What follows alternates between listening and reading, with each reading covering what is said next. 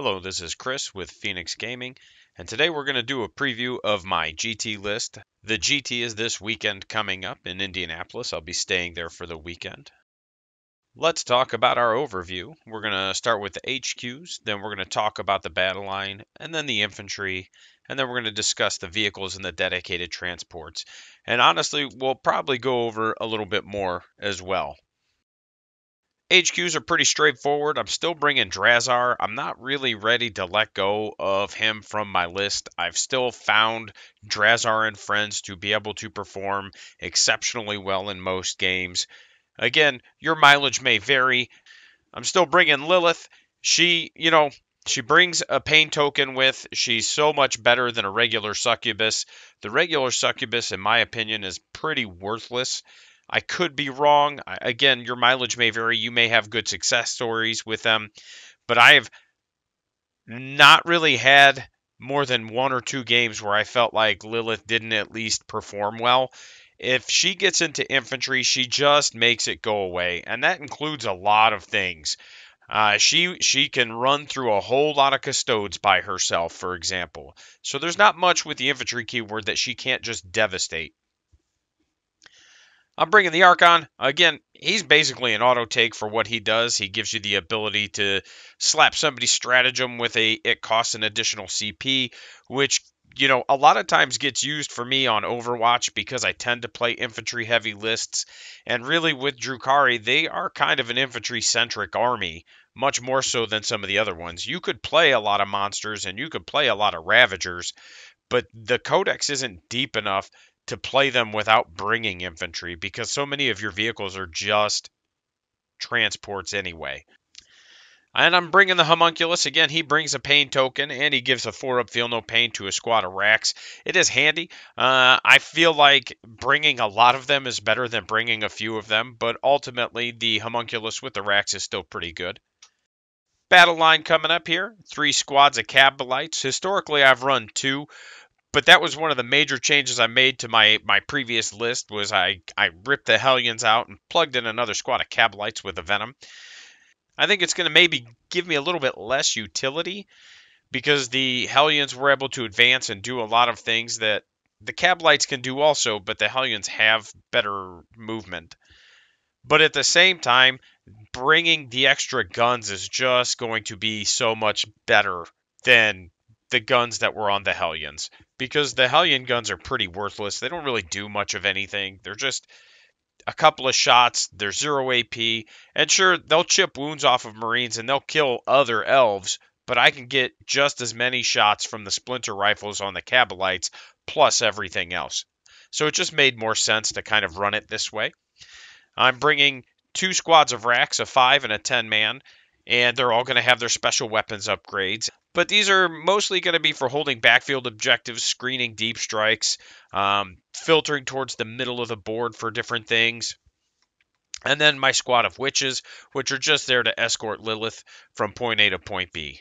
And, I think running more Kabalites and more Rax and bringing the extra Venom gives me more smaller units because the Kabalites 15 total Kabalite bodies with splinter rifles, plus 15 total bodies with the special weapons that can go in the Venoms. And then I just feel like between that and the Venom, it just gives me more versatility, more units for moving all over the board, for screening, for objective grabbing, for secondary scoring, things like that. So it just gives me better scoring utility. The Hellions I felt like were a very specialized scoring utility unit, and they had to be in the right position at the right time. And I'm slowly kind of changing my approach to the game, and I'm kind of leaning harder into the shooting aspect of it. Regular infantry, I'm still bringing the Incubi, like I said, and then I'm bringing 2 squads of 5 Scourges with the Heat Lance. The Strength 14 really helps. I know Dark Lances have a higher damage floor and better range, but I haven't run into any issues with the Heat Lances. The -4 AP knocks most things off a save unless it has an invuln.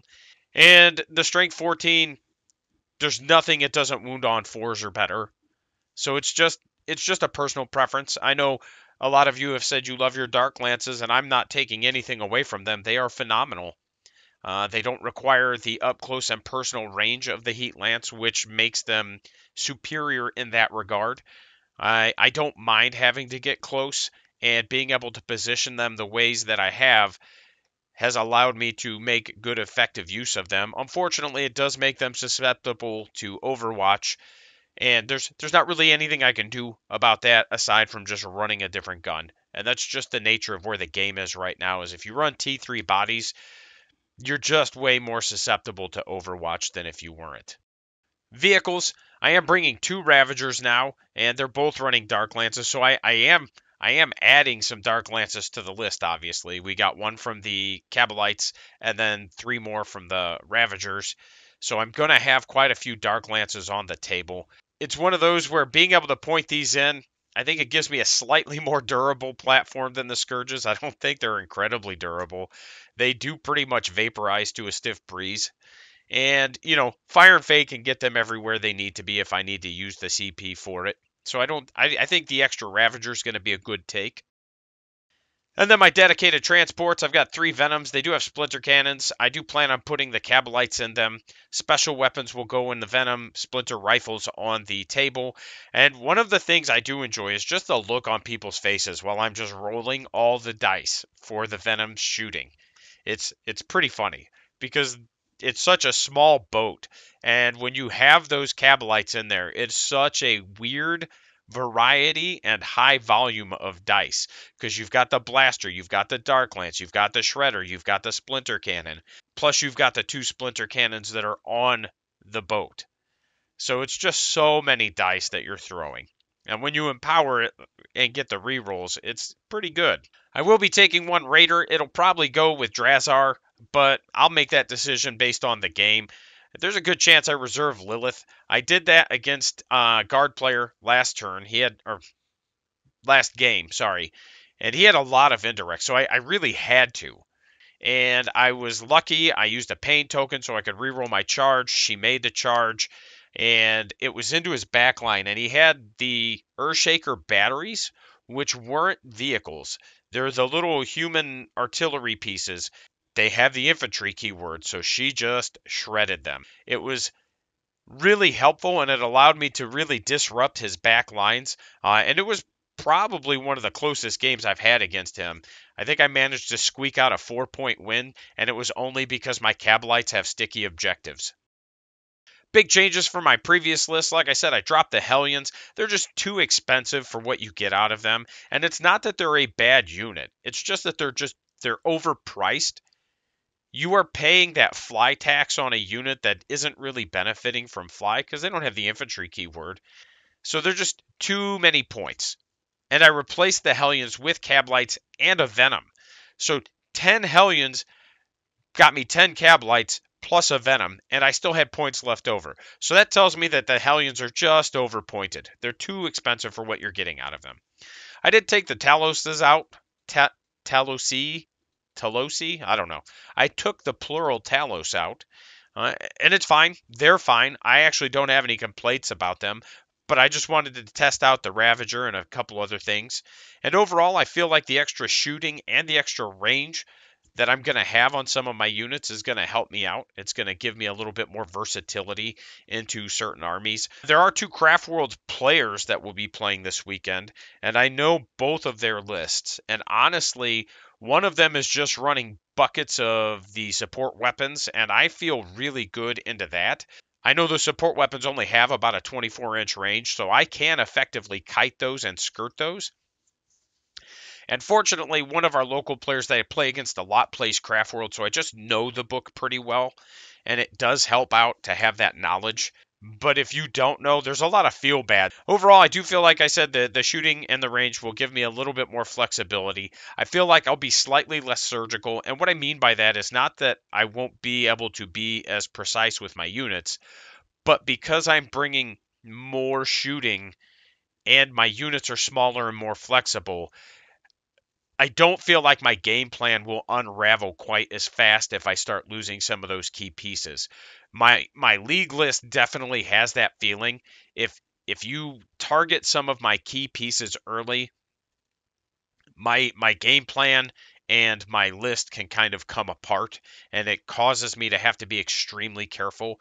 And not that I won't be careful, it just, I feel like this will help mitigate some of that. Like it increases my margin for error just a little bit.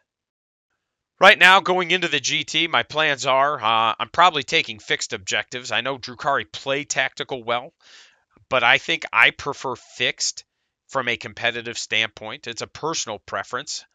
And I think it's because my brain wants to know where my points are coming from. I've had multiple games where I've had turns where I just couldn't score anything. And then if I do score something, it's usually to my detriment. And a good example is my last game I played against Orcs. I got area denial, and I probably cleared out about 700 points of his army from the middle of the board.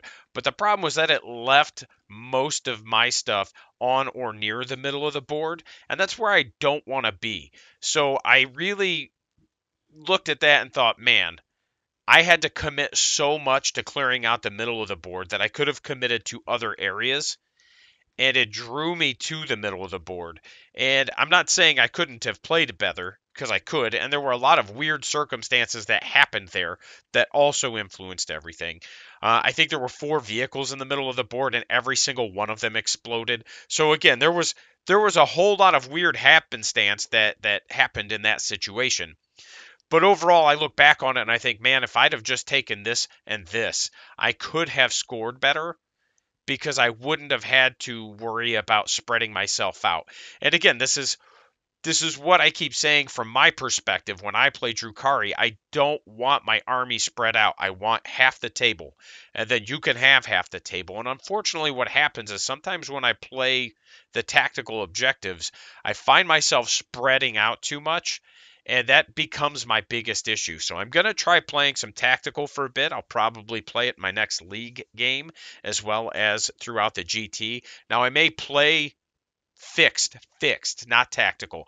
I may play tactical at the GT depending on who my opponent is and if I feel like it'll give me a better advantage. But for now, the game plan is to go into it thinking I'm definitely taking teleport homers, and then I'm either taking engage or behind enemy lines.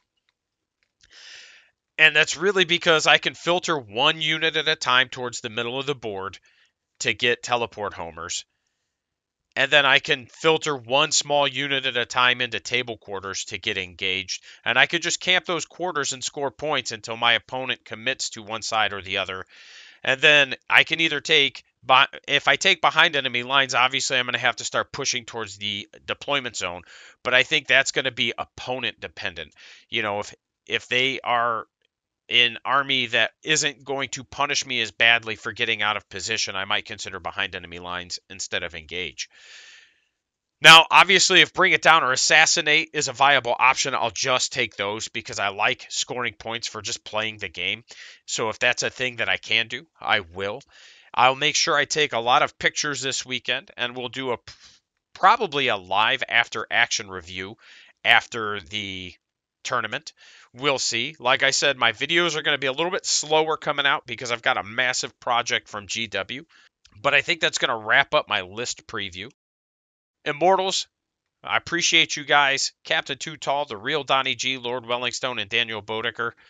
Again, the support's been amazing. The outreach has been amazing. We've built a wonderful community. It is still growing, and I appreciate it. And honestly, if you guys are still watching, there's a link in the description that will take you to my WordPress site. I don't make any money off of it. I'm not trying to exploit you or my platform for money. All I'm doing is telling you it's there.